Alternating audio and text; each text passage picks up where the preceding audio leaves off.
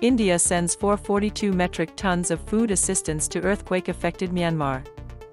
India has dispatched a significant consignment of food supplies to Myanmar in response to the recent earthquake disaster. As part of its ongoing humanitarian effort, Operation Brahma, the aid was handed over at Thilawa Port in Myanmar's southern coastal region. The devastating 7.7 magnitude earthquake, which struck on March 28, claimed over 3,100 lives. Under Operation Brahma, India has been extending support through search and rescue operations, relief materials, and medical help.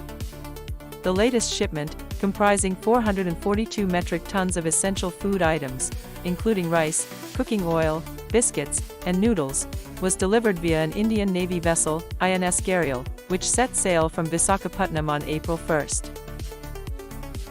India's efforts are part of a broader international response, with fellow Quad nations, Australia, Japan, and the US, pledging over $20 million in humanitarian aid and committing to send relief supplies and medical teams to assist the survivors.